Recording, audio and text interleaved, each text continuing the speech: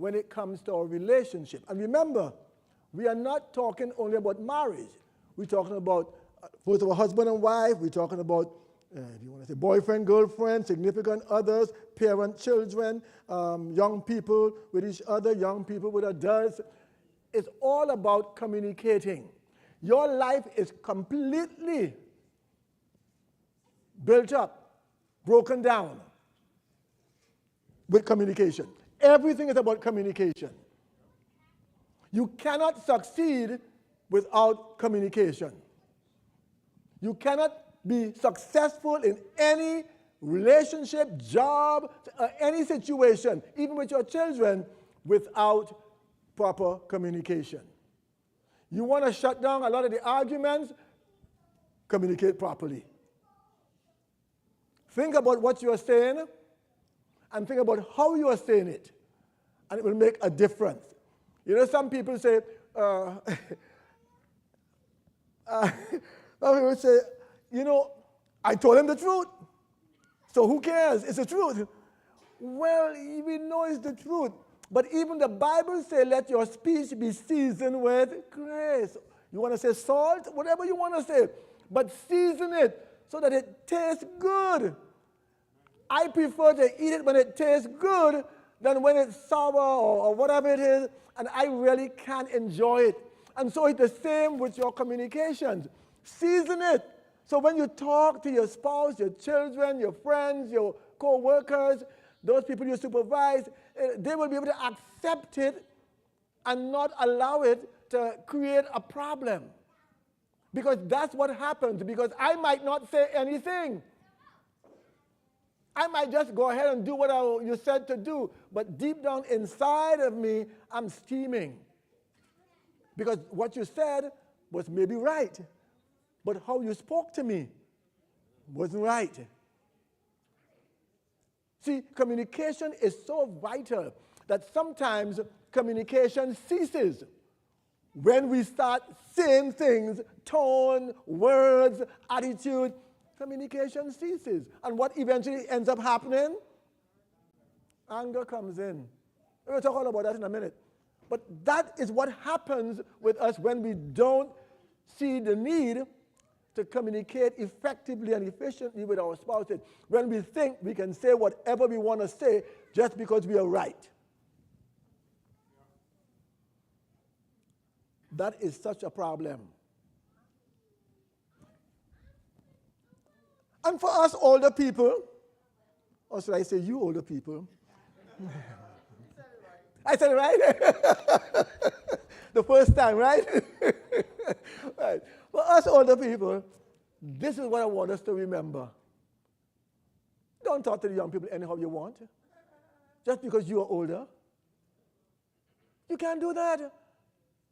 There's some older folks believe that they have gained the right to say it anyhow, and they don't care. You can't do that. You are not communicating. You are fussing and fighting. You're not communicating. You're not communicating. Because you may say that to them because you're the older one, that they may do it, but they don't really want to be around you anymore. Remember what I said this morning? Rules minus relationship brings about chaos. You can have all the rules you want, but if there's no relationship, you have problems. God set up relationship with us way back in the beginning, and that's why he communicates so effectively with us, because he has set up the relationship. And it doesn't matter how we behave. God still loves us. And so we know that. So when he communicates something to us in his word, we tend to want to follow it. We may not always follow it all the time, but we tend to want to follow it because of how he communicates with us, because we know he loves us. So, when it comes to a relationship, communication is the key to that successful relationship. It doesn't matter what is going on. Communication is the key to every successful relationship. As a matter of fact, let me go one step further. As blood is to the human body, so communication is to your relationship. If you don't have blood, you're DED. That means you're dead. All right? If you have blood, you live or you're alive. But without blood, you're not going to make it. Without communication, your relationship is not going to succeed. I don't care how much money you have. It doesn't matter how much money you have. It doesn't matter how much education you have. If there is no communication, or it's a lack of communication, your relationship will die. So don't see communication as just something else. Every single thing we do in life with each other, it takes communication. Remember this morning we said, in order to do anything, you must do what? No. Let's spend time together. You can't do anything unless you're spending time together. How are you going to do anything with me if you're not with me? So it's spending time. In order for anything to be successful, you've got to. No, we say spend time. But for it to be successful, you must communicate.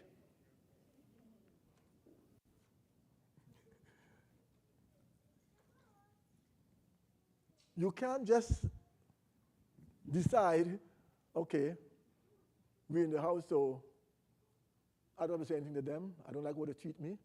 I don't like what they're saying. I don't like what they talk to me. So I'm not saying anything to them. Wait a minute. If it's a husband and wife, you must remember that you both are responsible for the relationship. You both are responsible for the relationship. You both are also responsible for reconciliation. Reconciling, you're both responsible for that. Now, anyone is responsible for forgiveness because forgiveness only takes one person, whereas reconciliation takes both people. But you are both responsible for anything that goes wrong with the relationship. No one person is responsible. And so remember we said with the married folks months ago, we said, do not entertain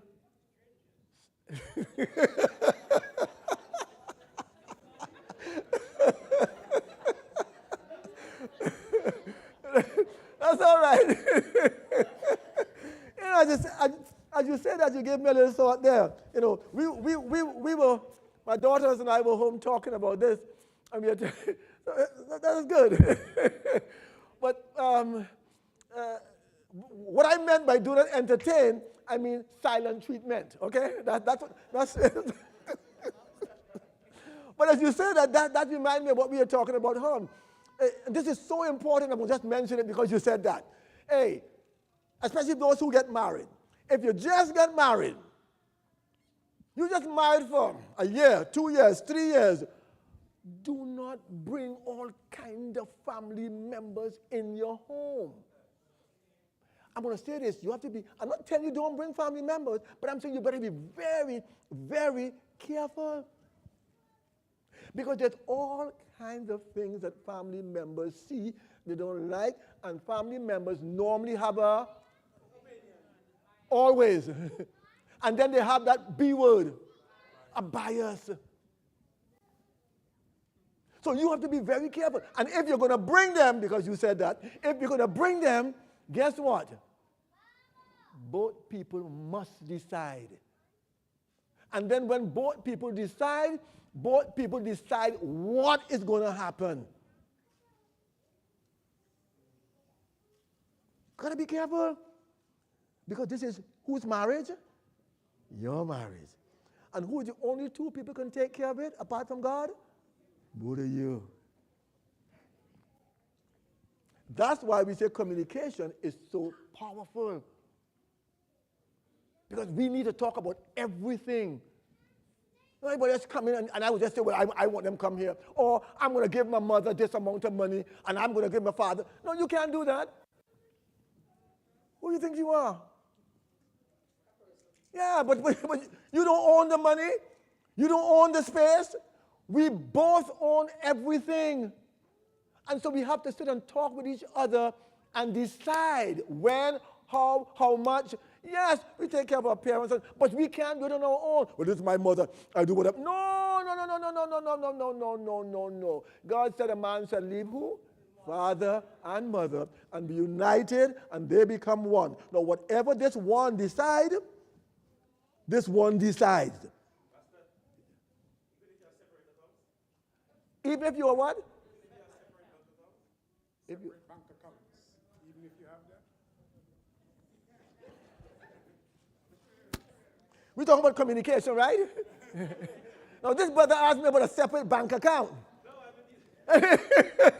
Let me say it this way. No, you asked a good question. That's a good question. Right, right. I got you. Right. That's why I say it's a very good question. Because when I counsel, do premarital counseling, I always ask them, if you are one, where are you one? In everything. Yes, I see your hand. Yes, I know. So you could have a soldier in Afghanistan. And his wife are paying bills here. Very good. And he needs some money to go through the. I agree with that 100%. So now he has a separate account. Very good. To deal with that. Very good. So I don't think we would just be blankets. These are not people that wake up every day breathing in spaces. Mm-hmm. They're geographically located at the other end of the world. Very good. They're contingencies. Yes. I agree 100% what you're saying. However, one account. What do I mean by that? Let me explain that. I agree, like I said, 100% what you said. There's nothing wrong with that. And that is necessary. Still, one account. What does one account mean? Huh? That's the point. That's the point. If we have 10 accounts, I must have access to all of them. You have access to all of them. That's what I mean by one account. See, I am not taking mine, a little different from here, but we're talking about communication. So I'm not taking and putting all my money here, and I don't care about you. You put your money there, and I will give you half of this or 5 of this, and you. No, no, no, no, no, no, no, no, no, no. One account. Access. When I do premarital account, some couples say to me, well, I need money to do so and so and so and so and so. I say, yeah, you need money to buy gas for your car. It's a woman. To do your nails, to do your hair, to do your toes, or toenails, to do. And the man don't need anything because he's just there. But that is not true either. He needs some time to do his nails. I see men do the nails, men do the toes, men get all kind of stuff these days, you know. So we know. But here's the thing. Where's your allowance? See, you need an allowance, and as you said, Elder, you need an allowance. We agree on the allowance. We're talking about communication. And whatever we agree on, because the woman may need $10 for the month. The man may just need $6. It's not about what I have to exact what you have and you have to. No, no, no, no, no. We look at it and we decide what's best for us. That's what I'm trying to get us to understand before I even go into the rules, how important communication is. And we have to realize we cannot fake it. We have to be real with each other. Otherwise, we are not really communicating. And so you can take your $10 as your allowance and have it in an account by yourself. This is your account in the bank. And I can take my $6 and put it in my credit union. But you got to give me access, and I give you access. God forbid something happened to you. I could go and draw that and do what you want. You could go draw this and do it. This is so simple if we sit and talk. We have to be able to sit down and talk with each other, communicate, and life becomes so sweet. Life becomes so simple. Life becomes so wonderful and educating. But when we don't do that, it's arguing and fussing and fighting all over the place. And there's no peace in the house. Because you brought that up, let me tell you about the communication again. My very, very, Lord help me, my very, very first client just graduated, and my first client, I got a call a Friday night, just coming from choir rehearsal.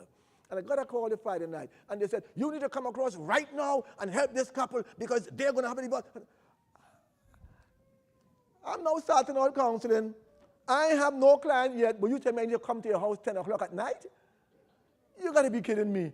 I simply said, we have tomorrow, right? And before they get a divorce, they're going to still be there tomorrow. So I have a chance to come see you after church. And they eventually end up agreeing. I went by them. What was the problem? Money. Money was the problem. And here is the thing. He made much more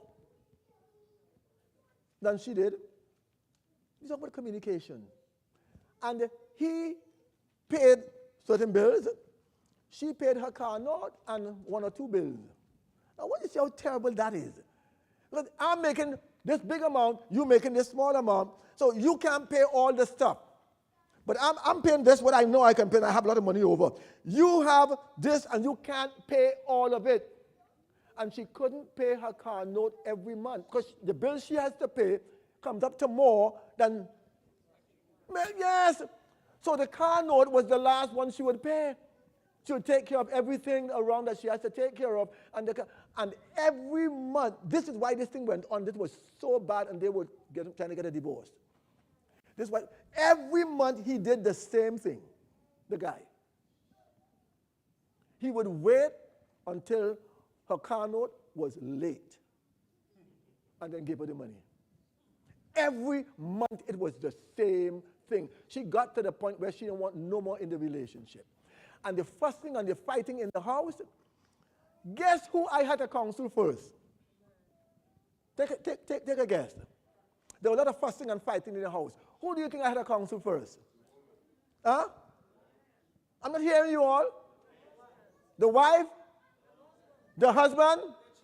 The children? I never said the fussing and fighting in the house. Yes. I had to sit with the three girls. 10, 11, 12. They were so unfair. These kids were, I just don't understand. When I sat down with the kids, I could not believe the fear I saw in them. Because mom and dad was always fighting, and they didn't know what to expect after. We're talking about communicating. Yeah, they were going through it. And after I finished with them, then I talked to both of them, the husband and wife. And he changed his ways, started doing the right thing, never put the money together, but that's fine with me. You all started out that way, after you all. Then he started giving the money early up, so she can take care of what she had to take care of. And, yes? No. See, that's it. You see, that's the problem. See, I didn't go through all of that. I went once. All I was concerned with is to stop this behavior. Why and all that kind of stuff, I wasn't too concerned with that right there and then. It was too much of a problem for the kids. So I had to help them understand, hey, this is not good for you all. Not good. You're going to destroy the family. So eventually he stopped that. There's somebody. Eventually he stopped that.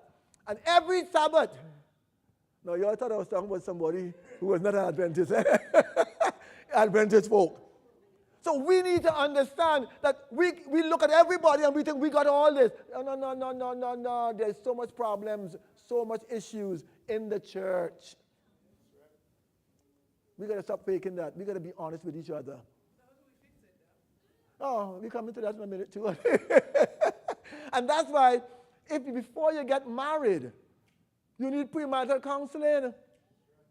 You don't just go get married. Like I tell people, I would never marry you if I didn't counsel you or know who counseled you. Because I'm standing in front of God and saying all this stuff for you, and you have no idea what you're doing. I'm not doing that. It's a solemn responsibility because this is the rest of your life. This is one of the biggest decisions you're making in your life. Apart from accepting Jesus Christ as Lord and Savior. What are the biggest decisions? Whenever the guy saw me in church, tell you which church I went to. I went to a lot of churches. He would say to me, man, it's hard, but I'm doing it. And I would say, brother, keep it up. Next Sabbath he sees me, the same thing. It's hard. I say, keep it up, brother. Even if it's not for your wife, right now, keep it for the kids. Even though I don't know, do that kind of stuff, do for the kids. No, if you're married, it's for each other. It's not for the kids. It's for both of you. Kids do not need a husband and wife. Kids need a mother and a father. So I never try to tell anybody, well, stay for the kids. No. I'm not interested in doing that. I'm interested in talking to you when I come to you, husband and wife, because that's what a marriage is all about. Then kids get the best when husband and wife working together. See the point I'm making? Yeah. All right. So all of that takes communication. And we said communication is the lifeblood of the relationship. So if communication goes awry, all that I just said disappears. And that's why we have so much problems. Please, young people, young adults who are married, please communicate with your spouses. Do not take things for granted. If you have children, don't give the burden on one person. Don't do that. It doesn't matter if you're working hard, the other person working hard too. Work together with the children, work together with each other, because it is difficult. Nothing about marriage is going to be easy in these days in which we live. The amount of stuff we have going on out in the world, the amount of distractions, the amount of problems, it impacts all of us individually and relationally. And our children are impacted also. So please, work together. When you are together, I guarantee you, your children reap good benefits. All right? Now, we said that, any questions or comments? Any more questions or comments as we go along? None right now? Okay. All right. So one of the things I want us to remember is expectations are revealed. Expectations. What do you expect? When you get married, what do you expect? You know, what do you expect? Happily ever after? Where you get that from?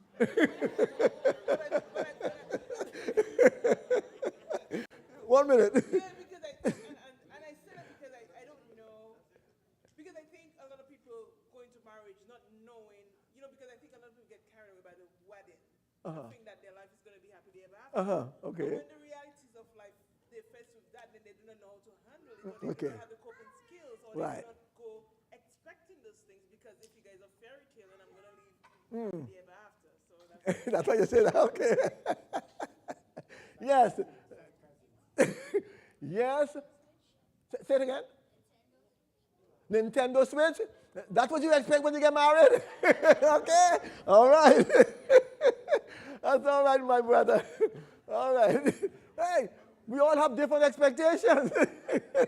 All right. Very good. All right. Anyone else? Yes.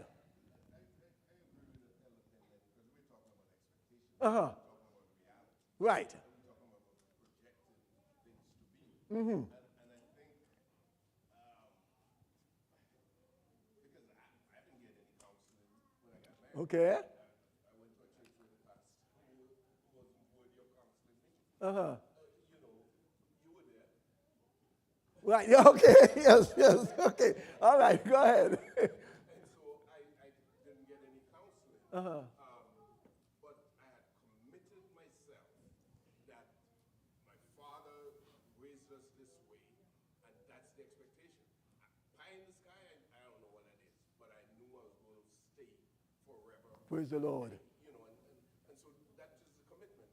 I think sometimes we look at things in terms of love and all that stuff. Marriage has a commitment aspect of it that sometimes even when love is wavering, you got to hold on to that commitment. You hear that? I want you to get that. Love doesn't keep you together. And I'm glad you brought that part up. That it doesn't do it.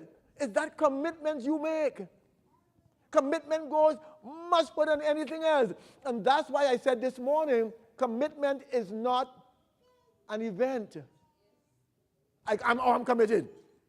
And that's it. No, no, no, no. Going to a concert, that's an event you go to. But marriage or commitment is a lifestyle. That's how you live your life. Commitment says, I got your back. Commitment says, I've got your back. But commitment also says, whatever it takes to make this work, I am willing to do it. But we don't like that last part. We like the part where I got your back. Because I got your back for this, I got your back for that, I got your back for that. But when it comes to say, whatever it takes to make this work, I'm willing to do. We don't like that part. That's the lifestyle we're talking about. Most of us prefer the event.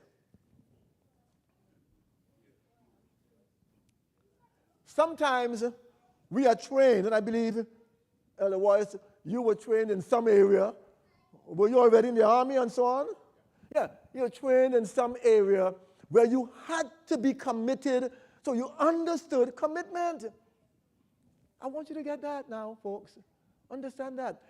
When you have experienced some certain things, it helps you in other areas of your life.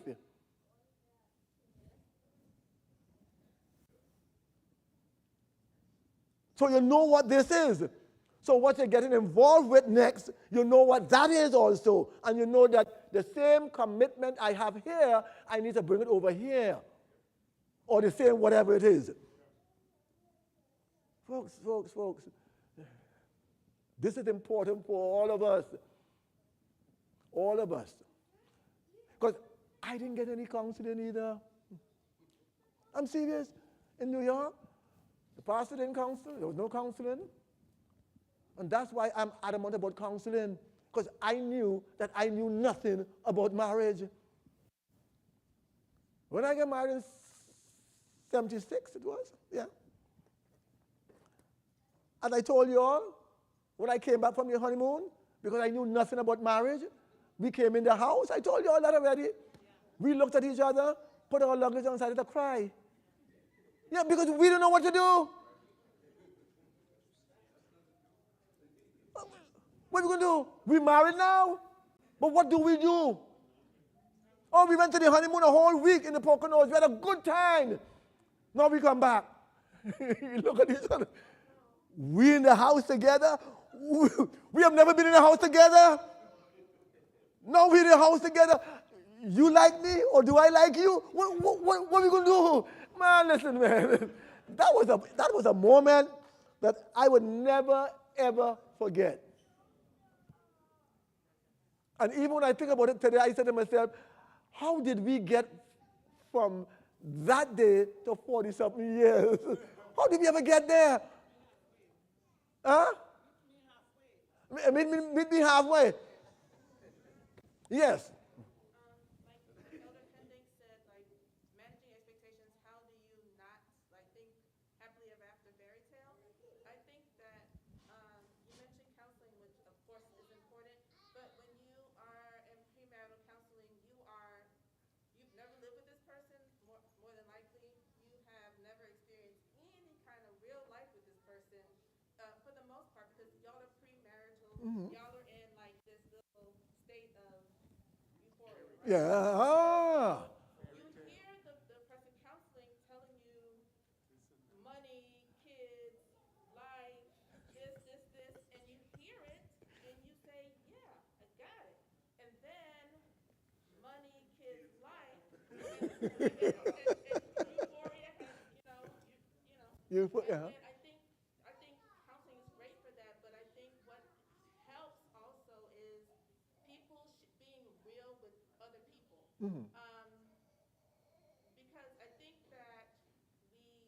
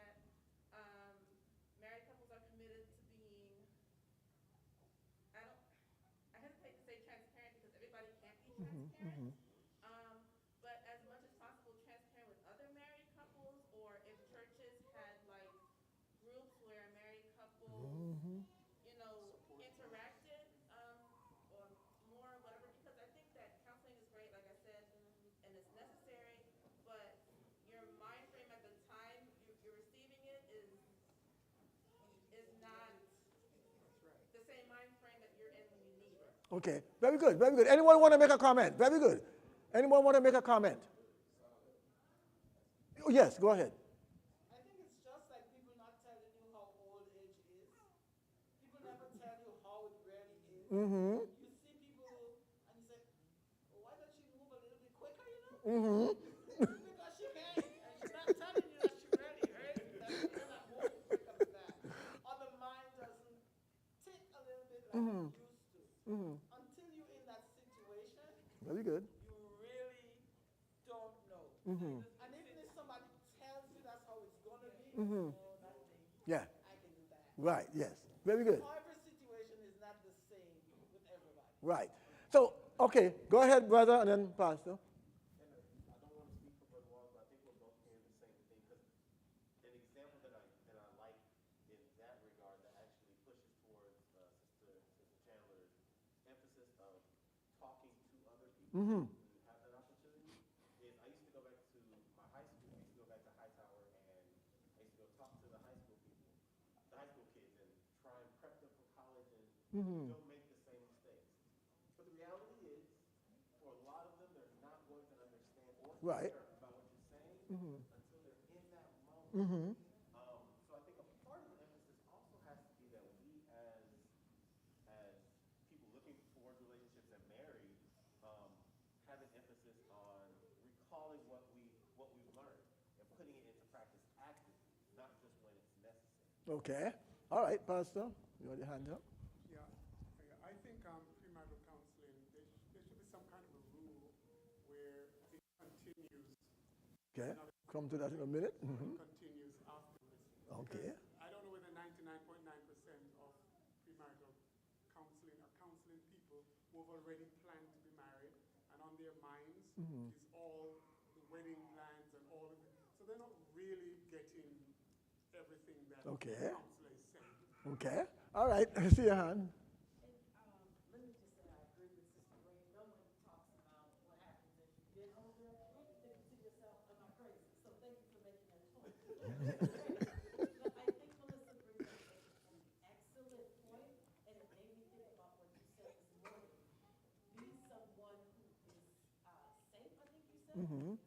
Because I think we shy away from transparency because we think we're going to be judged, or we think, we have this persona of my whatever is perfect, my marriage is perfect, my life is perfect, my job, we have this whole thing.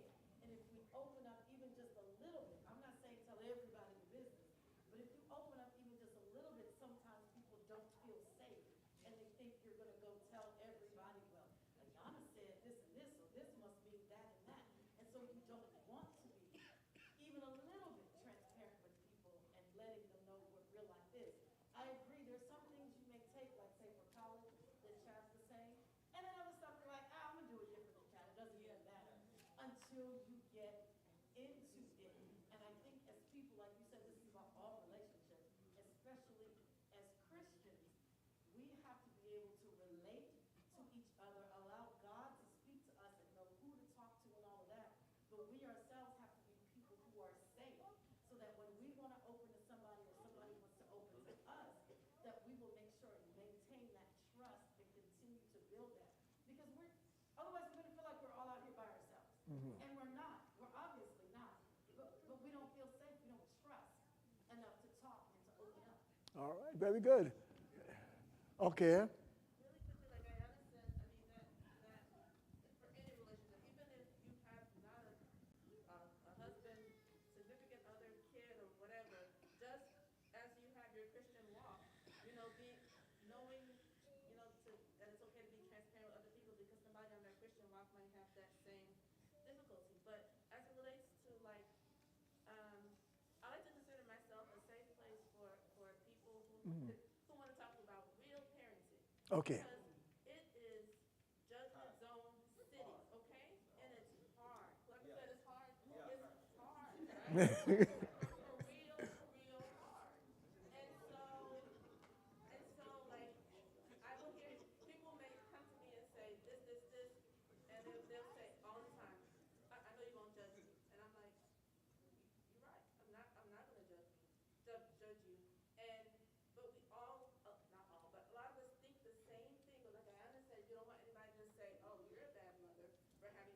heard that, mother, for not missing your child when they spent the night somewhere. Or another mom is like, I miss my child. And you're like, vacation for a night. People are going to judge you because, oh, you didn't miss your child. Or, oh, you didn't do this, you didn't do that. People will judge you. And people are afraid to say, like, this is how I really feel about this. Because you can give people encouragement when they're transparent with you and when they share with you. But if somebody doesn't know, then you can't encourage them and push them and say, you got this, here's how I handle this, or whatever. So I think that's a very good point. Yes. All right, very good. I think Brother Wallace and then, yeah, go ahead. I'm thinking about this, and I think it's a little complicated to me because sometimes married folks are not even open to each other. And because of the union, I can't just tell a young guy all my family business Okay. without my wife's permission. Okay. It's almost like HIPAA, okay? So we're talking about transparency, but we have to also understand that part of what I'm going to tell this person may include a non-consenting person. Right. Right. And so we have to walk that line. All right. I think it starts, though, with couples being open to each other and setting some boundaries and say, there are 3 or 4 young couples in this church, and we went through this financially. I think we should be able to share it with them. Okay. And so now we got consent, and we're a team, and we're going to share it with them. And they may never make that mistake. Right. But at least we know together we're trying to help. Very good. That's why we talk about so much about communication. That's why communication is so important. Because you have to realize that everything you're going to do, both people must consent to have it done. Why? Because you are one. I see your hand. Go ahead. I think it's a good idea. Early marriage, midpoint, later on, is for the couples to find a couple that they can speak to. Okay. Accountability. But they have to agree who the couple is going to be. And it has to be a couple that have their best interests at heart. And of course, in the church. So if you can't speak to anyone else, there's someone that you can say, okay, can we go speak to this person?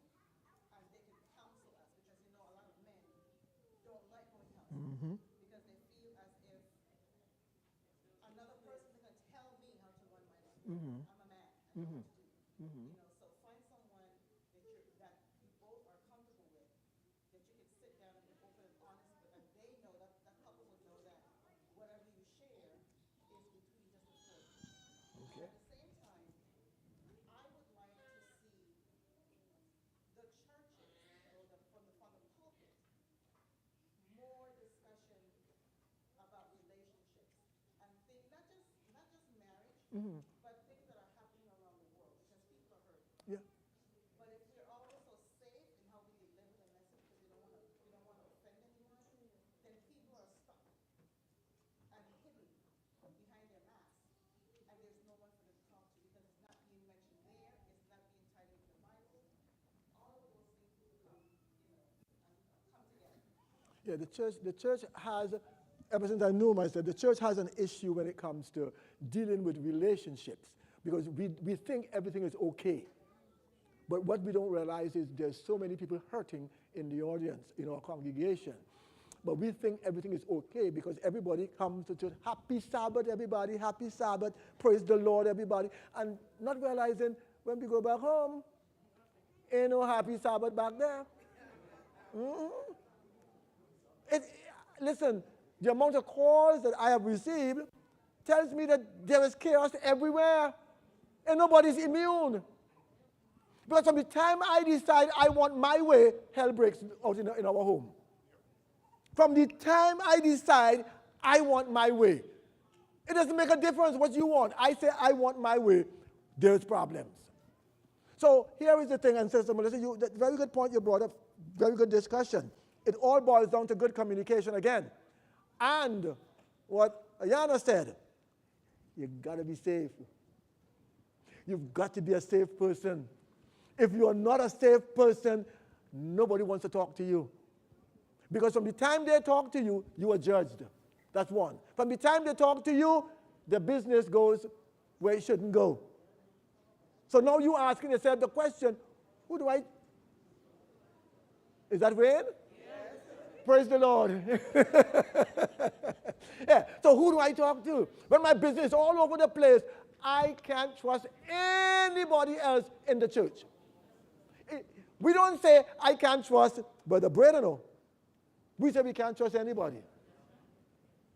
So that's one. Two. Yes. To that point, you say that, and situationally, what I recognize in my head are there people old enough, not just here, but in the church, there are people old enough that have had that happen. How do we reconcile and support those individuals that feel that they're on an island in the church? Right. Yeah, yeah. But that's a beautiful question. And we may not be able to handle all that right now. But it's a good question because we feel isolated. Yeah. But let me address this here again quickly. One of the things, and I think Chad and Dinah have done that also, I counsel them. But ever so often, and they're not the only ones. There are quite a few who do it. They'll come back for a tune-up. Yeah, yeah.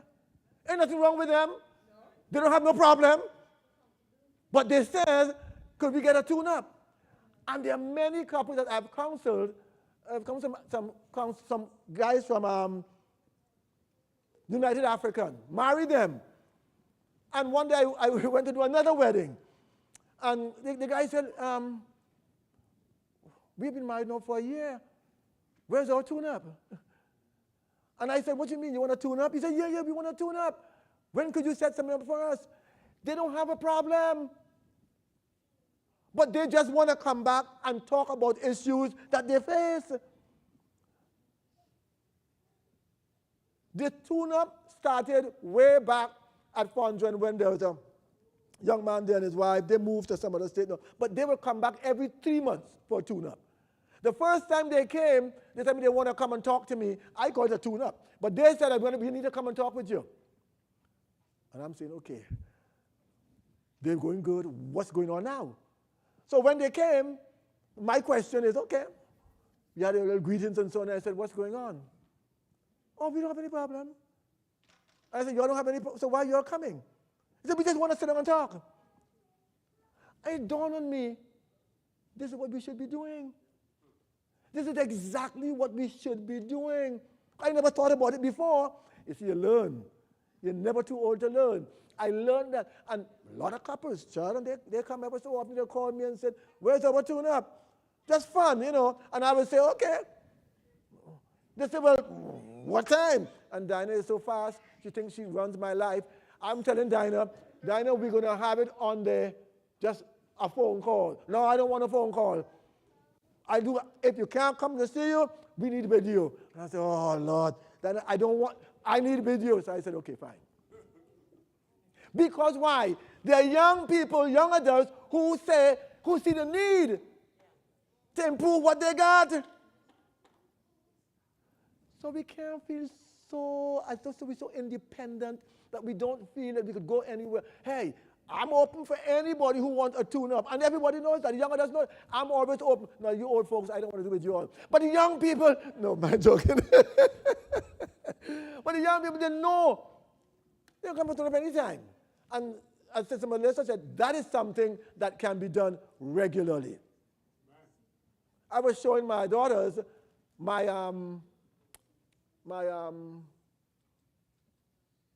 premarital list or book list that I have. All the people, all the topics that I cover in premarital. We're discussing this home over lunch. And I was showing them all the topics in this little book that I have that I give to the clients, and they have one, I have one, and we go through it. And it covers almost anything you can think about. And if they're having a problem after marriage, they could go there and look. As a matter of fact, I can say it this way because it's nothing bad. Andy and Janice, I did their counseling, I married them, And they have a saying, which they laugh at with each other. When something is not agreeing, they said, Brother Barrow said this, this, and this, okay? Yeah, they tell each other that. No, we can't do it. Brother Barrow said this, this, and this, so we can't go there. And they have fun with it. And they work well with it because they accepted what they got. They have the books and everything. So that's the point I'm making. Communication is so vital.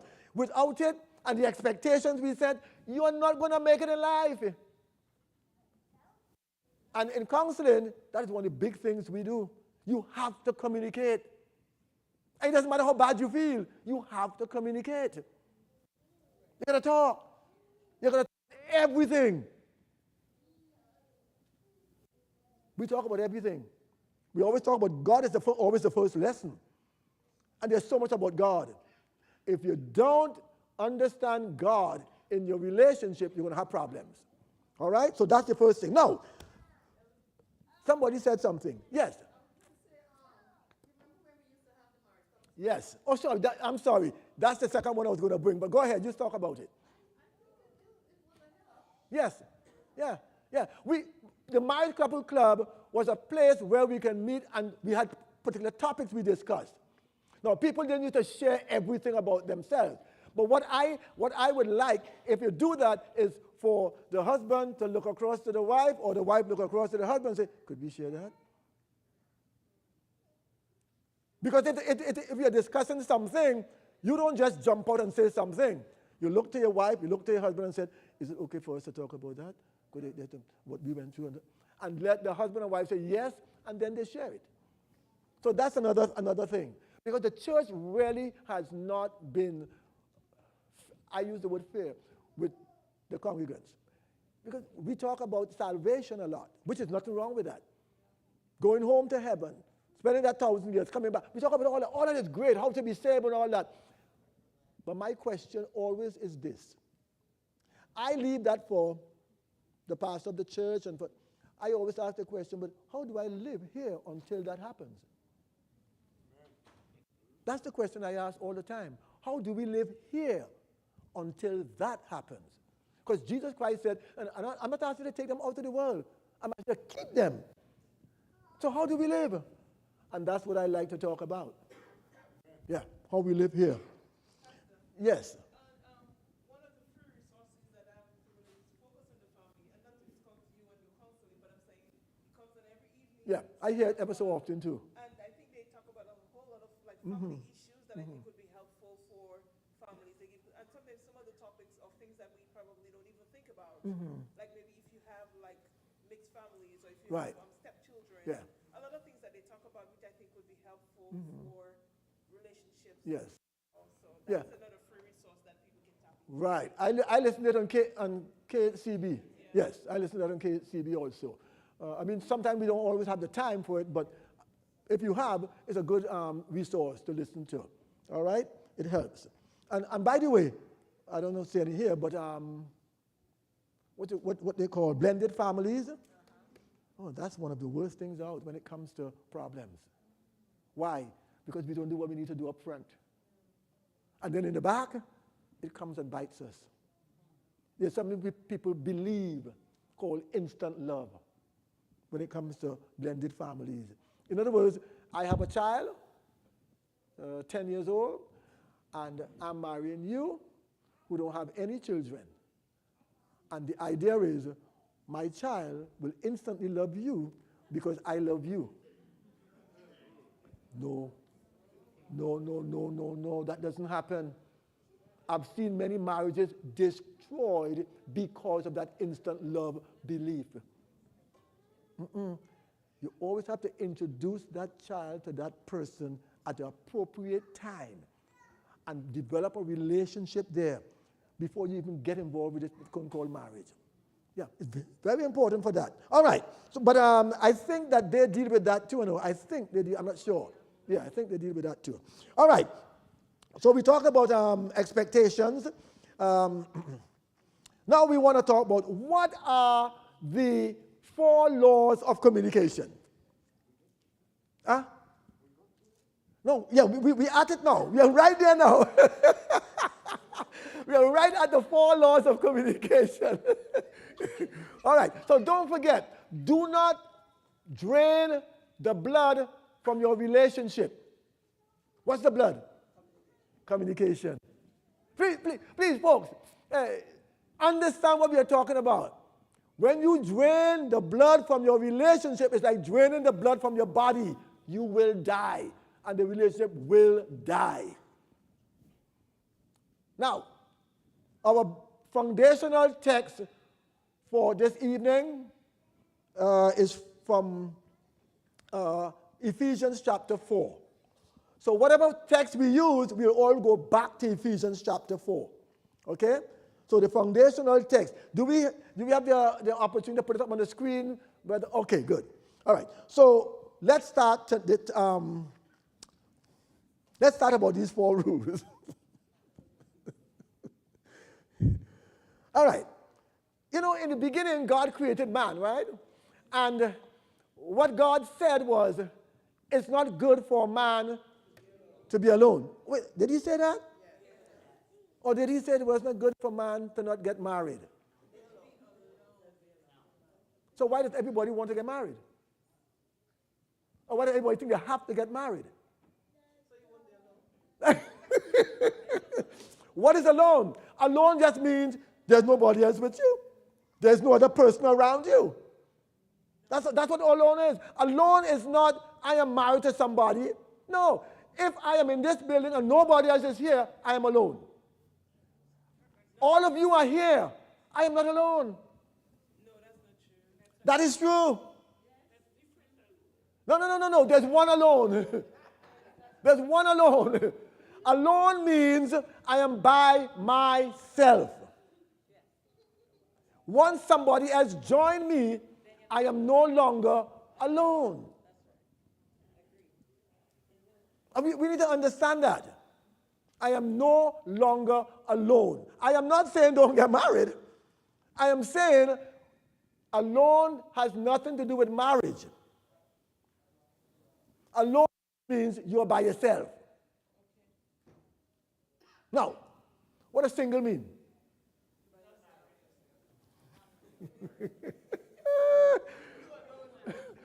What does single mean?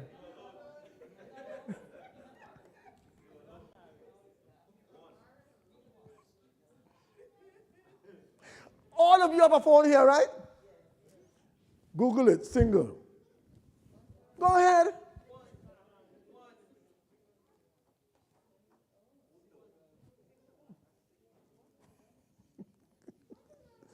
What does it mean? I didn't ask you what alone means. I asked you what single means.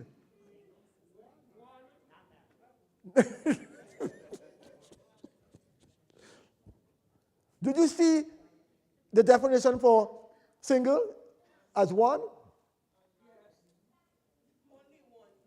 one, not one of several, a single red rose, unmarried or not involved in a stable sexual relationship.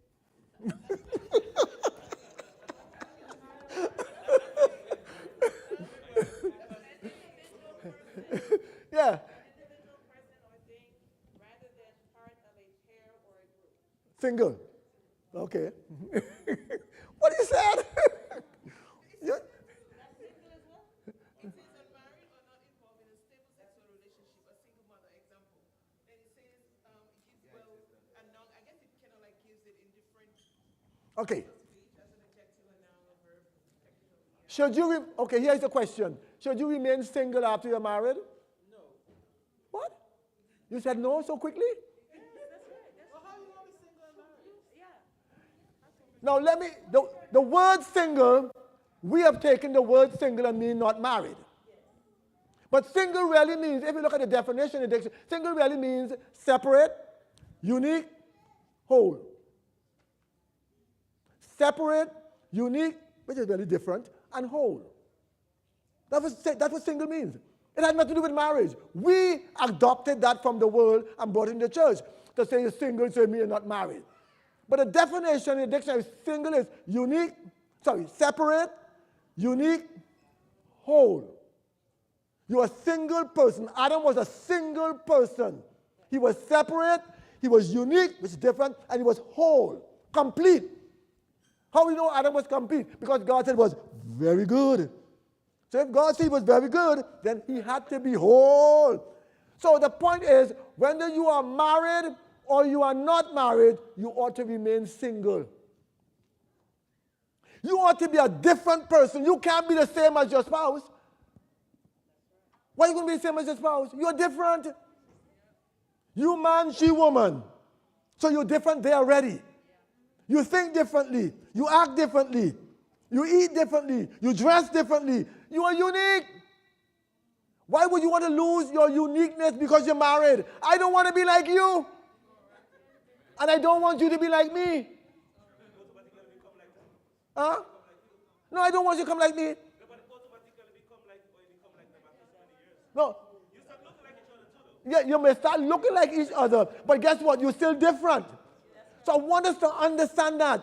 You still remain single after you're married. Otherwise, you can't function properly. Understand the difference I'm talking about. I'm talking about you're unique. God created you as the only person like you. So why you want to be like your husband or like your wife? You are unique. And then whole. Whole is referring to the fact that part of you is spiritual, God put in you. You're physical, you're emotional, you're mental, you're financial. All of these areas are part of who you are. So guess what? When you start operating, you could go and read all the Bible you want to read. And you're sick, and you're emotionally, you're not there, because you're focusing only on one area of your life. How well is that going to treat you when everything else is bad and just the Bible you know? Or how well is it going to treat you when physically you got all of that, but you don't know anything about the Word of God, you're financially not stable, you're this, you're that, all of these other areas are bad. What I'm saying is, as a whole person, you work on every area of your life. You don't work on one, you'll be unbalanced. You work on every area of your life so that you can become the best person that you can be. That's why being single is so powerful. But we take it to mean not married. But being single is simply separate, unique, which is different, and whole. And we sing the song. I'm the only one of my kind. God made me different. I am a P. I am a promise with a capital P. I can do anything. Oh, come on. Well, if that is the case, why is you're different? Always remember that. Always remember that. So let's get back now into the final part of it. No way. No way. Why would I want to become like you? What makes the marriage so wonderful is the difference of opinions and the attitude. You see, if we understand that, it makes it more interesting. You see, let's look at it this way. I live here. Why would I want to go and visit here? Because I'm going to visit something different here. So I go to Canada, I go to England, I go to Germany, I go to all these places. I'm going to see something different. I'm going to look at something that's unique. If all over the world was the same, I ain't going nowhere. Because I've seen everything here already. In our relationships, what makes it interesting is we are all different. And because we are different, we bring a different perspective to the relationship. So what happens is when we start talking and communicating, we see different ways of doing things. And because we see different ways of doing things, it's more interesting. The relationship is not boring. I like this, you like that. So we try this and we try that. In our homes, we put this decoration here because you like that. You like the other stuff, so we put this here. We make it different because we are unique. No. Anybody can want to do like them if you are truly caring for each other. Remember this morning I said, see the world from the other person's perspective. In other words, you alone. You have somebody else. See the world from their perspective. Listen to them. Give them credence. Paul said in Which one it is? Is it close? When the people were arguing and they want to go to court and take each other to court, Paul said, why not just take wrong? Why do you have to be arguing about everything? Give in and leave it alone. It's the same thing with our relationships. We have to realize that, hey, because we are different, we experience things differently and we enjoy them. They're more exciting. Before your hand, let me see the hand there, and then I'll come to you. I was going to ask you to explain a little bit more about being unique person, which we all are. Okay. And the system here asks, we should be like our partner. Right. The reason why I ask is because there are times in a relationship. I'm going to give an example. Say I like to dance, Uh-huh. and my partner don't like to dance. Uh-huh. Okay? Well, the partner might say, well, this is just, I'm unique this way. So dismissing the fact that I like to dance, the person refuses to dance. Mm-hmm. Not understanding that even though I'm unique and I don't like to dance, but because you like to dance, Mm-hmm. I'm going to join you in the dance every so often. Right. Very good. But I don't want to be forced. Right. Very good. But not just stick with this is just who I am, Mm-hmm. and I'm not changing. Right. Yeah, that's not how a relationship works either. A relationship doesn't work because, oh, I'm this way, so I don't change it. No, no, no, no, no, no, no, no, no. Not even God works with us that way. We have to realize if we marry this person, they're unique, and I need to understand their uniqueness. One of the things, my wife was extroverted, I'm tremendously introverted. So guess what? I don't want to have no gathering at the house. I don't want nobody coming to the house. I don't want no party at the house. I don't want none of them kind of stuff. But you know what? She wants all of that. So what did I do? Every now and then you have it. I help her with everything. And guess what I did during that time? I enjoyed everything. And I clean up after. You're working together. You don't sit back and say, because I'm this way, I know. No, no, no, no, no, no, no, no, no, no. You don't do that. That's not how a relationship works. That's one-sided. When I want my own way, I am not seeing the world from your perspective. And then you can't be trusted. I think Brother Braid, your hand was up. You don't sound introverted. Yeah, I am though. I think when people talk about becoming like each other, it's not as an objective. Mm-hmm. It's what they recognize happens as they go along. Yes. My wife completes my sentences. Right. Because she's heard my sentences so often. Mm-hmm. She just knows where I'm going. Right. So they start relating to each other in such a way that they show that they have an understanding Very good. of how each other thinks. Right. And that's good. Really Come in like the other person. Very good. Yeah, very good. Yes, yes. You know, I'll never forget my old principal. He told us a story about compromising and getting along with your partner and losing. And he was saying one of the things that he's done that he can't stand the smell of smoke herring. Oh, okay. And his wife just Oh, smoke herring. Okay. And so his wife would not cook smoke herring in her house. But he knows she loves it so much that he would cook it for her sometimes. That's great. So that, you know, and I've always remembered It brings that story. relationship That's closer. right. She knows how much he loves her. That's the point. See, and that's what we are saying. This sharing. When you get to understand your spouse, it's not being like them, but you're sharing what they have. That's why I keep saying, see the world from there. Folks, that is so important. Just to see the world from your spouse's perspective helps the relationship to prosper, to grow, and to mature. You cannot see the world only from your viewpoint. From your viewpoint, it's not clear. You are seeing one thing. When you see it from your spouse's viewpoint, you see so much more color. And it builds the relationship so much more. And as Diane, as you said also, hey, not because I am one of those, I am not interested in dancing. But you know what? My wife wanted to dance, so I dance with her. I may have two left foot, but I dance with her. It didn't make a difference.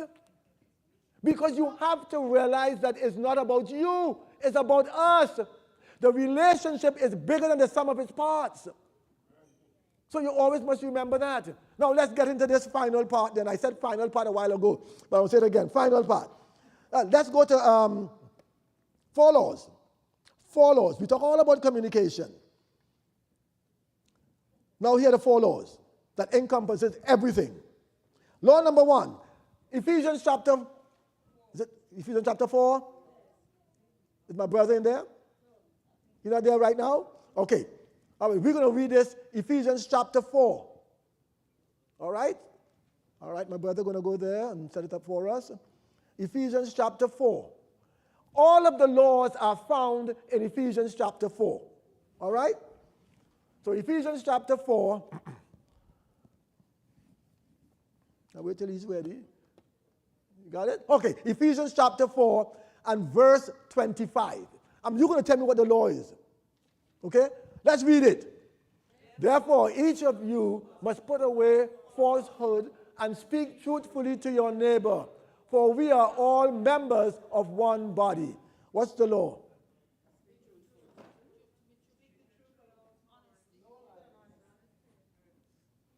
The law is a little more powerful than that. What's the law? A little more powerful than that. What's the law? Huh? We are one body.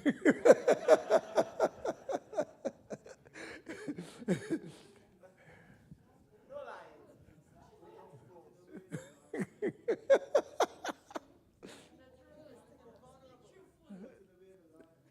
Huh?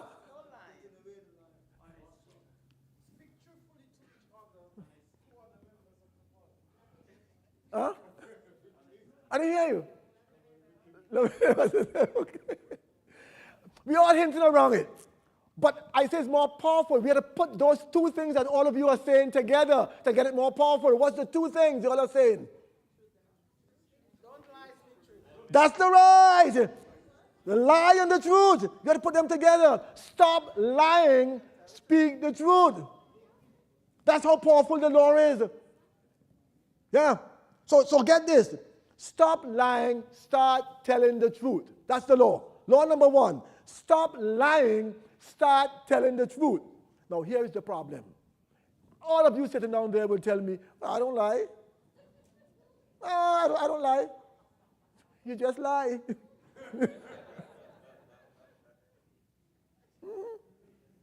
Have you ever been upset?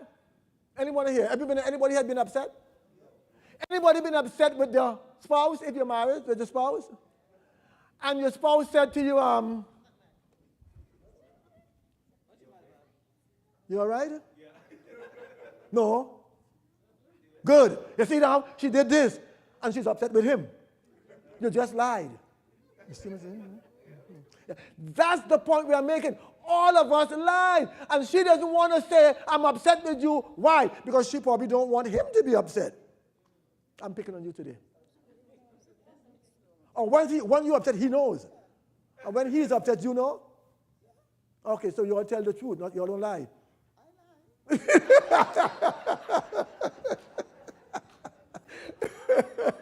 All right. What can I say? All right. All right. So the point here is this, folks. All of us tell a lie sometimes. Here is the thing that we have to understand. What does lying do to communication? Don't ever forget that. It shuts it down. How does lying shut communication down? How does it shut it down? The person doesn't know how you're feeling or what's going on with you. So in that way, the person cannot respond appropriately. Okay. All right. So I can't deal with what you are talking about because I don't know what you lied to me. I don't know. I'm dealing with this. But your problem is this. But you told me this. That's why we don't lie.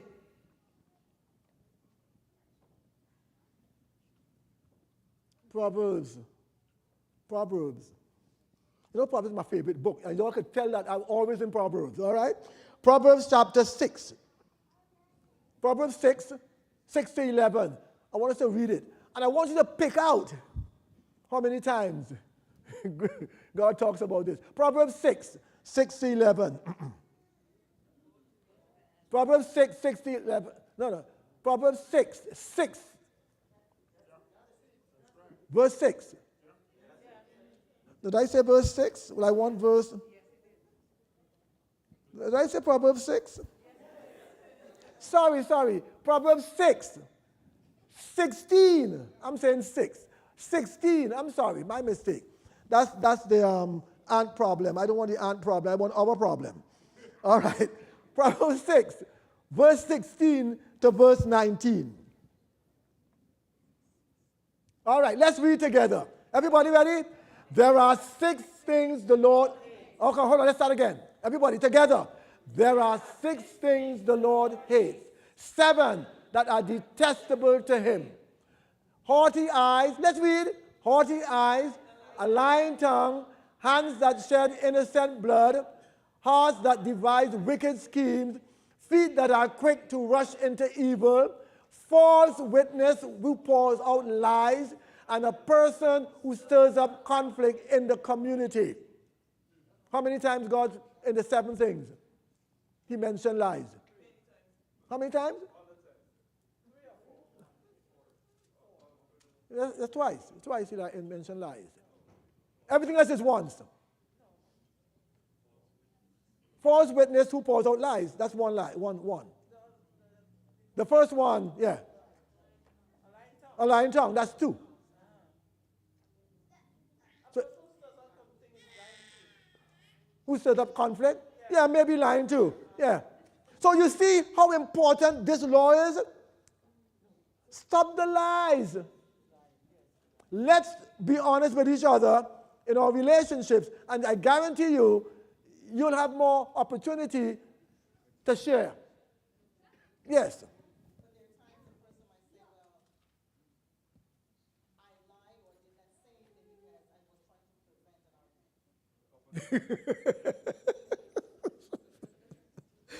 All right, that's a reason why. That is a reason why people lie. People lie for various reasons. One of them is they don't want the stress that may occur from the confrontation. So you're right there with reason why we lie. We don't want the stress. I don't want this, so I'm going to say this. Because I really don't want to handle all of this. But even with that, it creates problems for us. Because now I'm addressing something different than what's actually happening. So communication shuts down. And I'm dealing with something that has nothing to do with anything. So that's why we have to be so careful about telling lies. And I understand what you're saying, because that is the reason why people lie. Anybody else with another reason why you lie? Sorry. Why? Please don't tell me why you lie. Is there another reason why you know people lie? Who said yes? Yes, go ahead. Fear. Okay, fear. I'm scared to death because I don't know what you're going to say. You may leave me. I don't know. So I'm going to lie and hide. Okay, anyone else? I don't feel like talking about it. Oh, that's a big lie. You know you don't want to talk about it, but you're scared to death to say anything because you know what's going to happen. Yeah. Is it fair? Yeah. Come back to fear. And stress. The stress. Somebody said something across there? Pleasure. No, I want to ask you to explain that one. Because I'm looking at it in my head, and I'm saying I get pleasure from lying. Talk to me about that.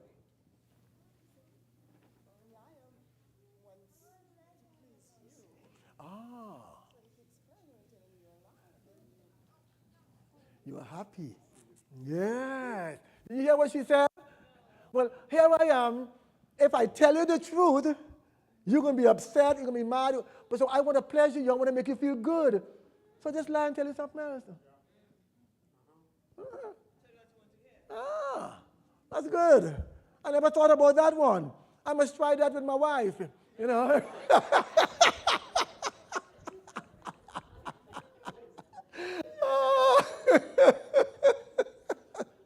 Yeah, but I like that. That's a nice one. That's a nice one. All right. So that's very good. So the first law says, shut it down. Don't lie. lying does not bring about communication properly. What lying does, it erects barriers to communication. So just when you think you have it all settled, you discover that was a lie. And we discuss all that, we plan all of this on a big lie. That's a problem. So we have to understand that, lying is really a constant problem in human life, When I first got to New York, years ago, I was in school, and I was on a student visa, and didn't have enough money to pay my school fees. So I asked, why can't I have financial aid? Well, you're on a student visa. You don't get financial aid on that. So one of the students said to me, fellow students said to me, hey, the American guy said to me, let me tell you something. You're too honest. Fill out the form. Say you are American. They're not asking for anything. He said, and he looked at me and he said to me, let me tell you something. You have to learn what goes on here. He said, when you tell the truth, they come after you. When you lie, they don't come after you. He said, that's what all of us do. We lie. You put on the form what is needed for them, and they never check you. When you put all the truth, that's when they come after you, he said. And I said to myself, that sounds good. But I was scared to death. You will send me back home. I came here. You will send me back to Jonathan. I came here for a particular reason, and I'm messing that up. But that's what he said. It's a constant problem, and we see it over and over and on our jobs. We see it in the church. We see it all over the place. People just lie.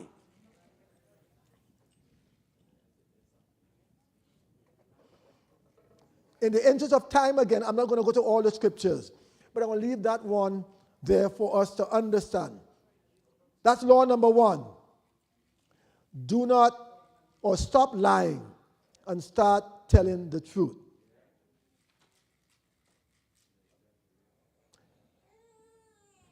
Any questions on that? I'm going to write that one down. Never thought about that. So I could use that with my clients too. Praise the Lord. I learn from everybody. Hallelujah.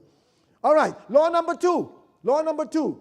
Ephesians chapter 4 again, verses 26 and 27. Ephesians 4, 26 and 27. We'll read it together and see if you can find the law in this. 26 and 27. It starts, in your anger, do not sin. Do not let the sun go down while you are still angry. And do not give the devil a foothold. All right. Is that the NIV? It is. All right. Now, what is that law saying? This is a little difficult. You have to read through it and try to pick out something. What is it saying? When you get angry, do not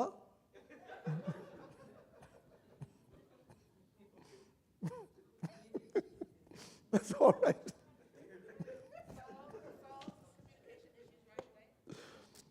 Solve communication the right way? Okay. Oh, right away. Okay. All right. Don't hold on to the anger. Okay. Always be open, or don't get Satan in the room in your life. All that is around the whole thing. It's just 2 words. Get angry. Law number 2. Get angry. Okay. Okay.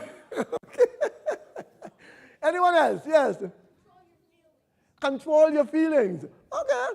That goes down to, that's very good. But it goes down to another one of the laws. All right. Anybody else? You drink water. Okay. That's all right. Cool yourself down. All right.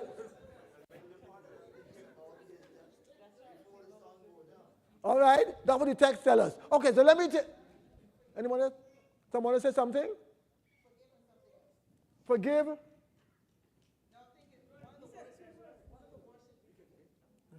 Forgive? No. That's too big of a word to be in the law. All right, the law is this. I know this is hard to get. This one's a little difficult. It's not in the text so much. You have to read it into the text. It says, read it, go back to the first one, the 26. Go back to 26. In your anger, do not sin. Do not let the sun go down while you are still angry.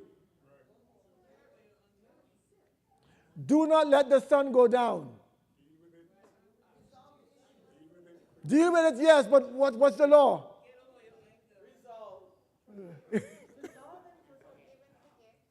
All right.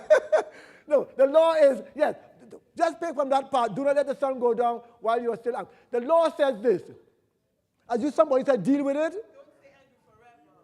Okay, so the law is keep current. Keep current.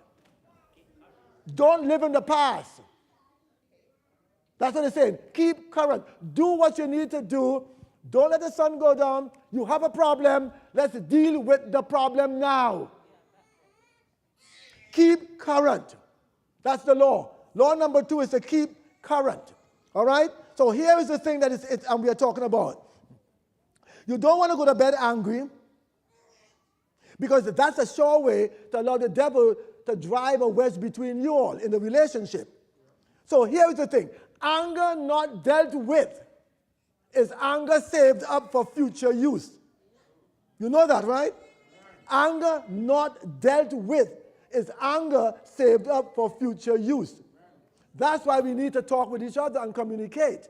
Keep current. Do not hold on and then in the past, 10 days later, go bring it up and start arguing and fussing. Because all of that, the devil had a problem with you all the time. Pay attention to that. Don't let it be like that. Always remember. Now tell me something. What is the focus in this passage?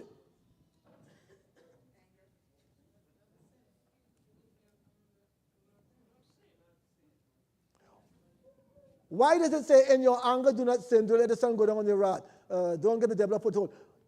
Because an issue came up, right? Yeah. There was an issue. Yeah. Is the focus on the issue? What is it on? Huh?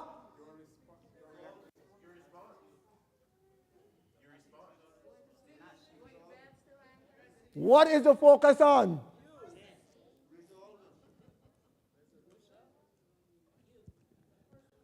It's not on the issue. Very good. What is it on? This scripture is not focusing on the issue. It's focusing on something else. It starts like with an R. It starts with an R. Huh? Someone said response and someone said reaction. No. What are we talking about? The focus is not on the issue, it's on your relationship. We're talking about all kind of stuff.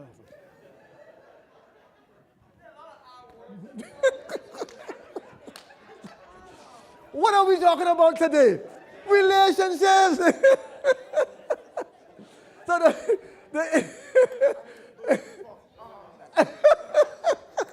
you know, hear me. When I'm with those young kids, I do that all the time. And my mind is still there. So I still ask the same kind of questions. And I give them hints. But I like to do that to see how people are thinking. All right. So it's on the relationship. And we always must remember that. We're not talking here about the issue. Here's the thing. Let me ask this other question. Are you willing? Hear me now. Are you willing? Oh, let me ask it another way. Do you believe every situation can be taken care of immediately? So what do we do?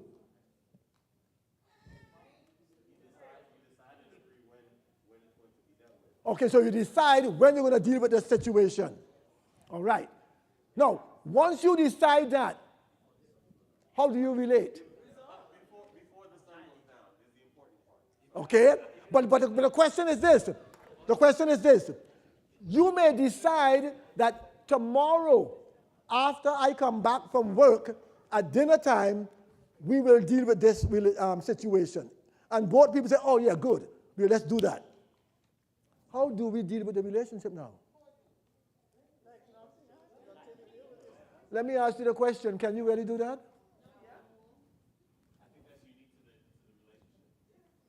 It should never be unique to the relationship. It should always be the way to handle it. If we decide that tomorrow we're going to deal with this, then it's already dealt with. It's already dealt with. No, you can't. You see, that's the problem. You cannot be mad with me anymore. Why? Because you and I sat down and said, let's see if we can handle this tomorrow at 5 o'clock. And then I come back and I say yes, and you say yes, so we can take care of that. Why are you still mad? Why are you still mad? You can't go mad now. What you have to do is both of us now have to act as if nothing has happened. Now, if tomorrow I refuse to deal with it, that's the problem. Then I am not a safe person anymore. You can't trust me anymore.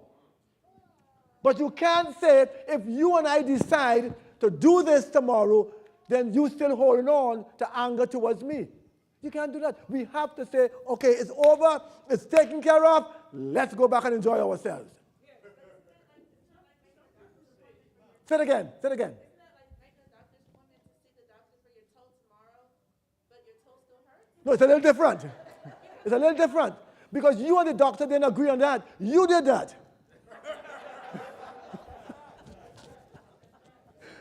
Yeah, see, you told the doctor, I want to come. So what is the doctor going to say? You're paying him anyhow. So again, it's slightly different. Because here it is, you and your husband are deciding, we know we have a problem here. I know you're upset. I am upset. You know what we could do? Let's see if we can sit down and talk. Let's work this out tomorrow. Because right now, maybe have other things we are doing. I know it's important to you. It's important to me. And we then agree. For whatever reason, we agree. It's over. No, it's not bothering you anymore. You know why it's not bothering you? Because you decide to fix it tomorrow. So it's out of your mind now. It's gone. It's gone. No, the problem don't have. No, you see, that's the point. You're not looking at solving the problem. You're looking at taking care of the problem.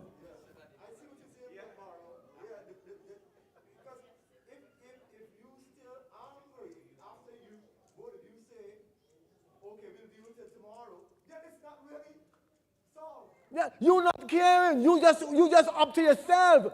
And you don't care about anything else but yourself. You can't do that. Anytime you agree to work on this problem tomorrow with me, I can't be mad, you can't be mad. Because we both already sit down and said, this is how we're going to do this.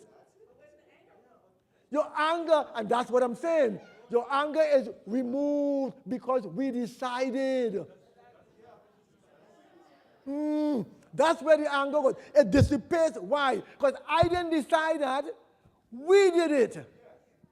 So I am not mad anymore. I am not frustrated anymore. You are not angry anymore. You are not frustrated anymore. Because we both decided. See a hand there and then a hand here. Oh, you have a hand too? Okay, 1, 2, 3. Go ahead.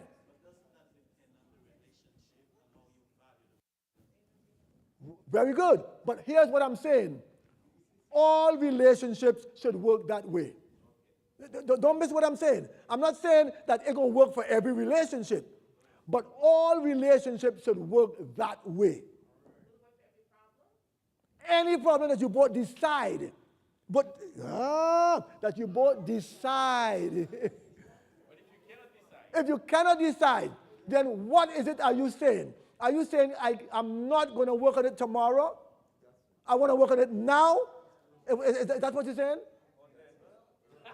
No, because I'm saying, you say you can't decide.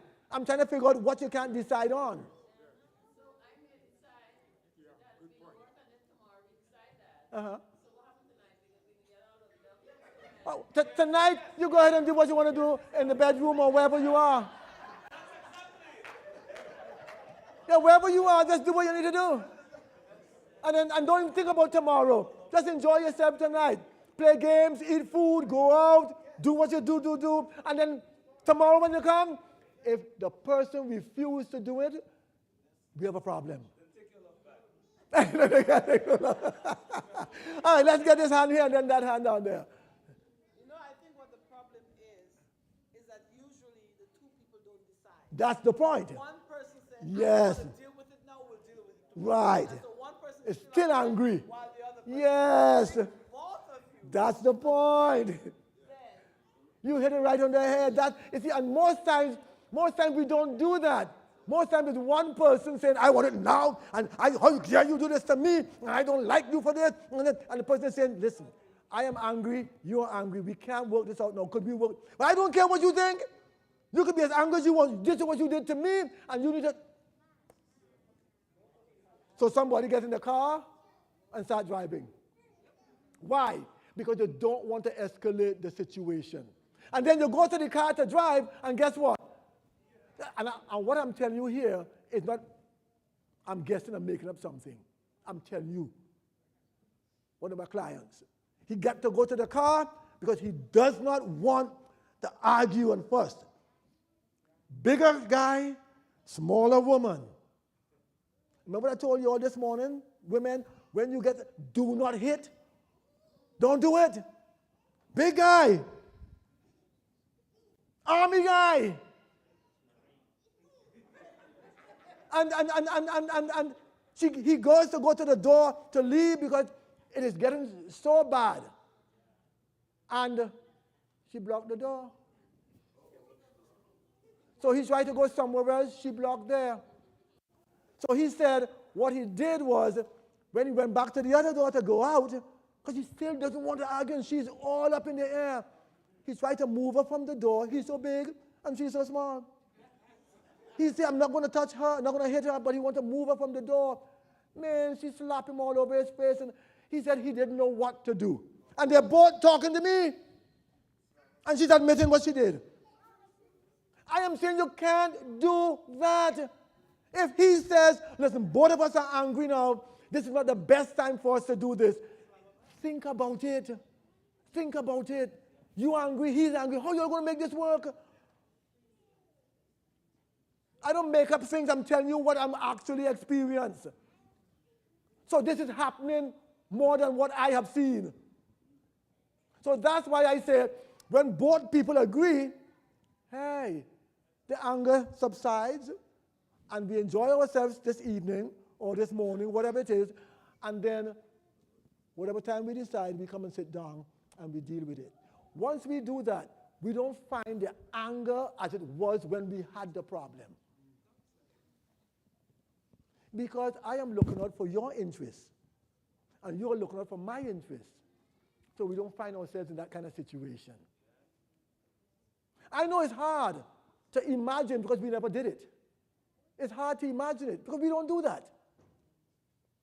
We don't do that. All we do is we argue, and we want to fight, and we want to do it right now, and one person disagrees. So we're mad. And we're mad for 2 days, 3 days, 4 days, 5 days, 6 days. Silent treatment. Don't work. Whose relationship is it? Who are the only two people who can solve it and fix it? So why are you silent for 5 days or 6 days? Who you expect to fix it?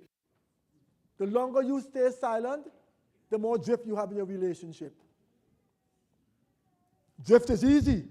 Coming back together is more difficult.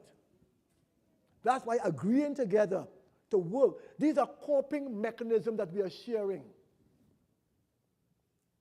So always remember, stay current. Staying current is simply, we could do it now if we both agree, or we could agree to a certain time. That is staying current. All right, Sister Melissa? Okay? Okay, good. All right. I want to make sure, because I want us all to understand that, hey, it's something new sometimes we have to do, something different we have to do, and we have never done it before. So it looks kind of out of the ordinary, and it looks like, well, how could we get back? Yeah, when you agree together, and as Sister Bird said, that was what makes the difference. So stay current, okay? And the focus is always the relationship. Law number three.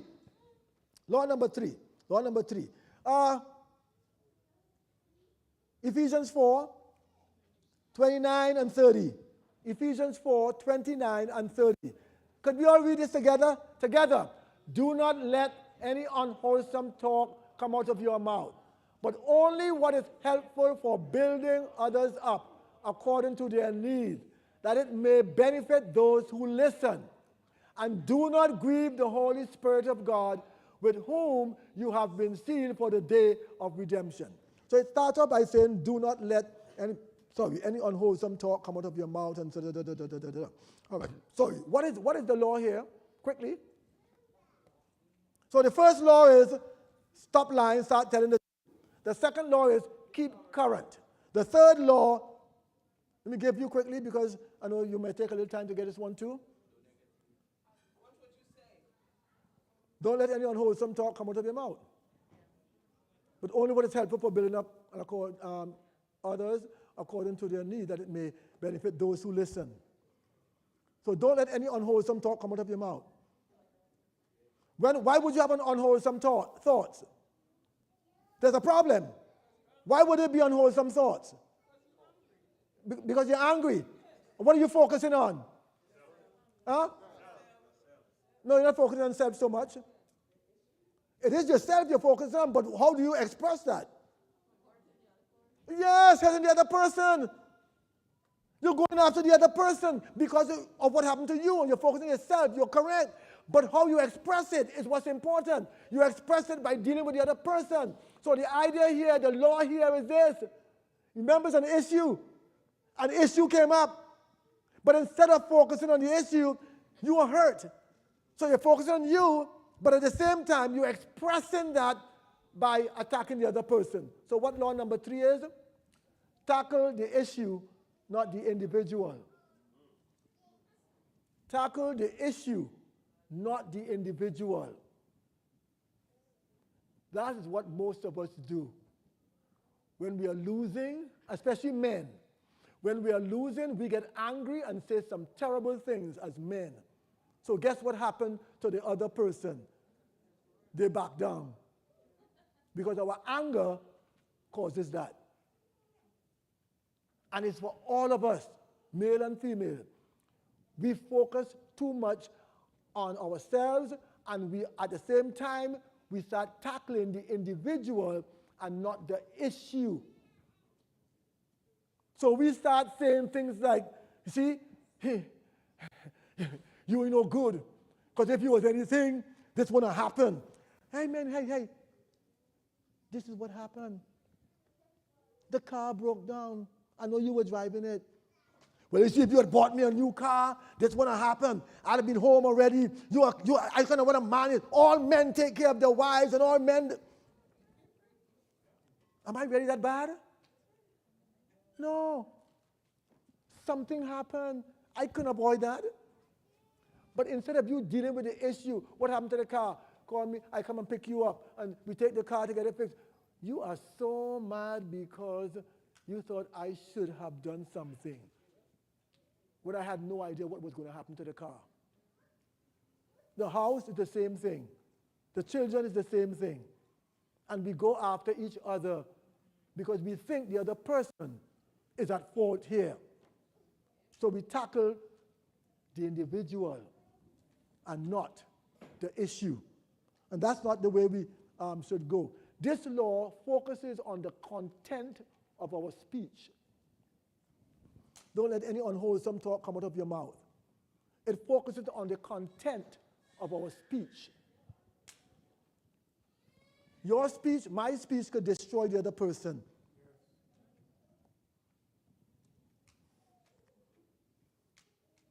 So we have to learn to control our speech.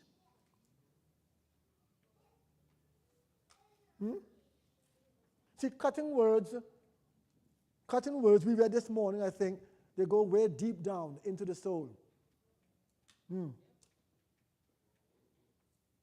Our objective should be using words that build up.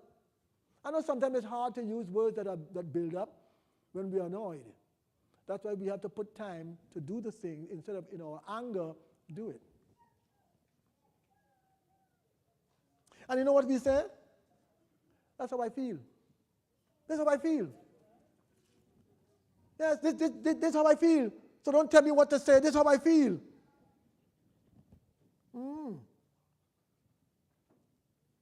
See, it's important, very important.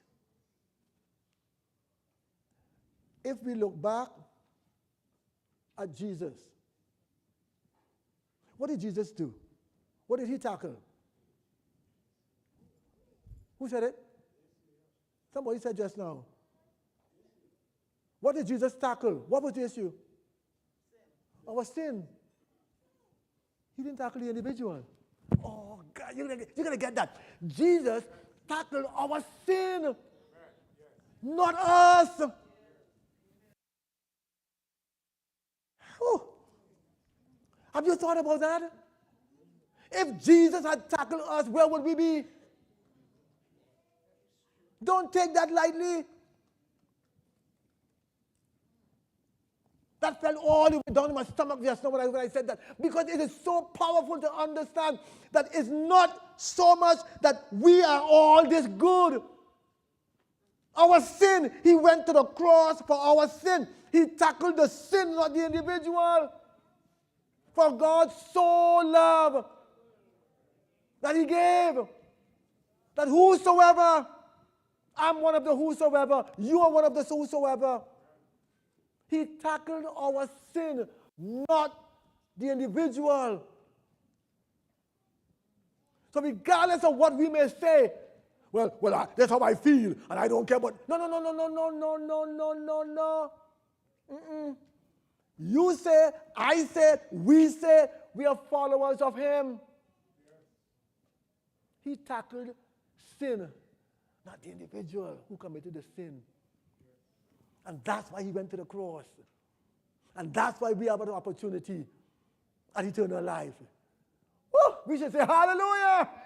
Praise the Lord. Yeah, we got to understand that. You see, one cutting remark leads to another. Communication ceases then. And what happens? Character defamation takes place. Because you were telling me something about me, and I come back with something to you. You say something to me, and I say something to you. And what we end up doing is, and this is important, we end up destroying respect and love.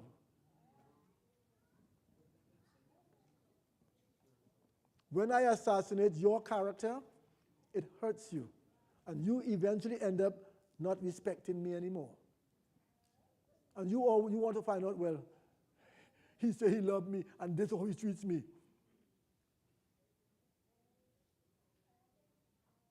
I'm so thankful for what God did and the example he set. He said, I'm here to take care of your sin. I love you, and I'm going to go to the cross for you. He tackled sin, not the sinner. Yeah. Let's quickly finish up here with law number 4. I'm leaving all the scriptures that I had so for us to finish. Ephesians 4 again, 31 and 32. If you were there, 31 and 32. All right, could we read this together? Everybody together. Get rid of all bitterness, rage, and anger, brawling and slander, along with every form of malice. Be kind and compassionate to one another, forgiving each other, just as in Christ God forgave you. I guess the two scriptures can't be at the same time. But here's my question to you. You know the two scriptures. What's the difference between the two?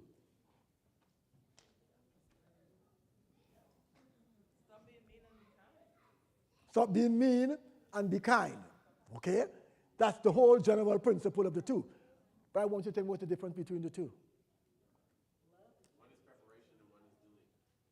One is preparation and one is doing? Yeah, one is getting rid of and one is taking off. Okay.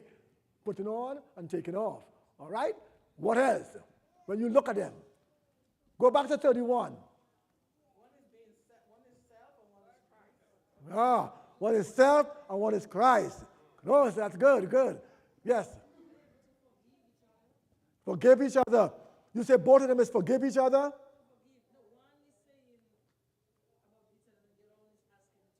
Okay, all right, that's good. Anyone? Very good. Yes, go ahead. I think that they both talk about intent. Like, what is your intent for the other person? Okay, all right, good. Anyone else? Yes. One is saying to do away with, and one is saying to put on. Okay, all right. Yeah, you had your hand up? Yeah, I think one is in regards to self, and the other one is regards to the other person. Okay, all right. Okay. I'm giving everybody a chance. Anybody else want to say anything on that? All right. So what is the law? The law then, based on the negative and the positive approach, the law is...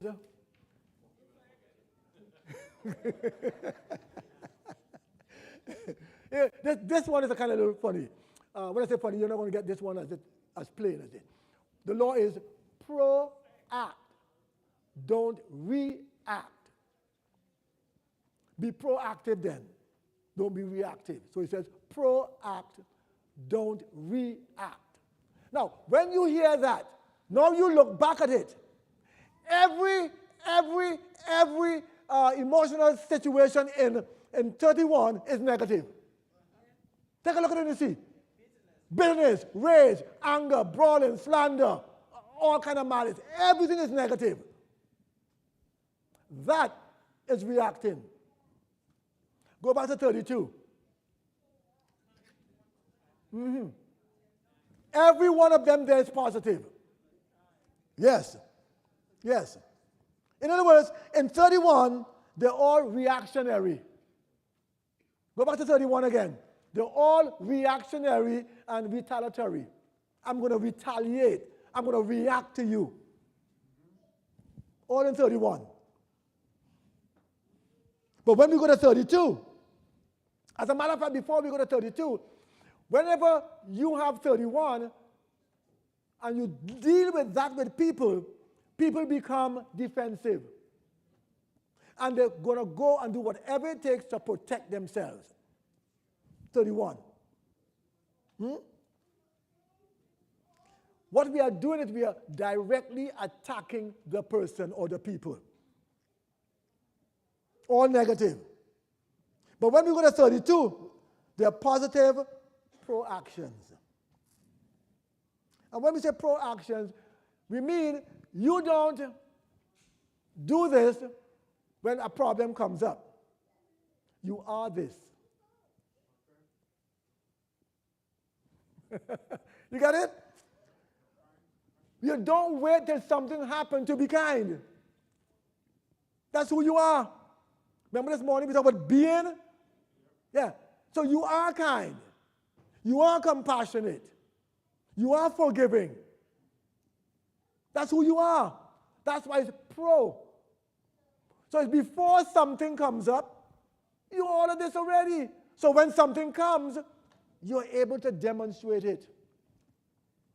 The other one in 31 is the same thing. If that's who you are, that's how you'll act. You see, all of these in 32, they don't promote additional conflict. Let me put it this way. But in 31, it promotes additional conflict. Because when you carry on with me, all of a sudden, I want to fight now. I want to argue. I want to, you going to treat me like this? I'm going to show you who is who. But you are kind and compassionate and forgiving. How am I going to fight with you? You just disarmed me. And I can't say a word now. You know, I'm looking at them, trying to figure out, how do I deal with them? What do I say to them? Because you disarmed me. Proact, don't react. In this 32, we are actually being, like we said this morning, we are listening to the other person's viewpoint. It is letting love cover over a multitude of sins, as the Bible tells us.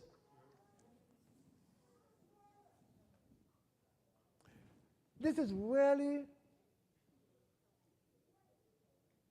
living a life towards that individual just as Christ in God lived towards us. Folks, these are the 4 laws of communication that handles anything you want to talk about in communication. Number one is what? Stop lying. Start telling the truth. Number 2 is keep current. And remember, the scripture is referring to the relationship, not the issue. And once we take care of the issue, even if it says talk about it tomorrow, we are back as if nothing ever happened. All right? So that's that. Number 3, what's the third law? This is one of our major problems. This one is one of our major problems. We go after the individual and we leave the issue alone. Guess what happens when we go after the individual? We're supposed to be dealing with the issue. We go after the individual, and what happens? The issue remains. What else happens? Yeah, so what do? Yeah, but if we go after the individual, what are we creating?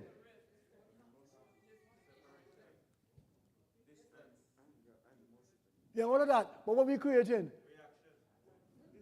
The issue is still there. What are we creating when we go after the individual? Another issue. Oh, you said that. I didn't hear you see that. I'm sorry. I didn't hear you. All right.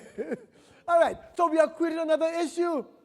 Because when I start using these words against you and putting you down and so on, all of a sudden, I now start reacting to you. So the other issue is there, and now we have another issue to deal with, and then another one, and this one never got taken care of. Now we understand how life works. And now we understand why we need to realize, hey, the issue is the most important thing when we have the discussion, and the individual should never be brought into it. Don't tell me about how bad I am and you never was any good. You grew up one way and you grew up from the other side. One guy told me, the way they treat me. I'm going to say this. Very nice as I close here. He said to me 2 weeks ago, married into Adventist family. He's not. But didn't have a problem. But then he said, they want me to join the church, to do all that they do. He said, I don't understand all of that. So since I don't understand, how could I just say, okay, I'm going to accept it? I have to learn that. He said, and then he said this to me. None of them think, the whole family, they don't think I'll make anything of myself because I'm from the other side of the tracks.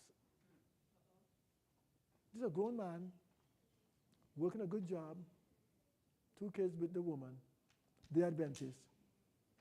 He's not. And he's trying to learn. And they're doing that to him. And he said it's because I'm from the other side of the tracks. They don't think I'm worth anything. So you see the other issue that has come up? First of all, he's not Adventist. He's trying to learn. He will go to church with them ever so often. Sometimes he has to work. He goes to work. He's not Adventist. He goes to work. But whenever he goes to church, he goes to church with them. And he makes sure the kids also go to church. But now that they don't think he's worth anything. And he said it to me 2 weeks ago. Hey, I'm from the other side. I'm not like them. I'm not like them. So they don't see me as. Folks, our words destroy people. It doesn't matter. We need to recognize everyone as important. And when it comes to our relationship, we need to make sure we do the best by our relationship. So that the relationship will prosper. Our home will be a blessed place. He's living there, trying to do his best there. But he's living with that. Because they don't think he is anyone important. And that's the home in which he's living. And we fool ourselves and think, hey, we can say whatever we want, when we want, how we want. No, we can't do that. We need to realize that they are people just like we are. Our spouse is just like we are, just different. Our children are just like we are, just different. And anything we can do to foster growth and development in our homes, we need to do it because we bought into it. We said, I'm committed to whatever it takes to make this work. I'm willing to do. We're not talking about abuse. That's not what we're talking about. We are talking about relationships that are functioning and there are problems in the relationship. So let's remember, we are here to make our relationships grow, mature, and be the best. We are never going to have perfect relationships. Why? Because you are not perfect and the other person is not perfect. So you're not going to have a perfect relationship. So may God bless you tonight.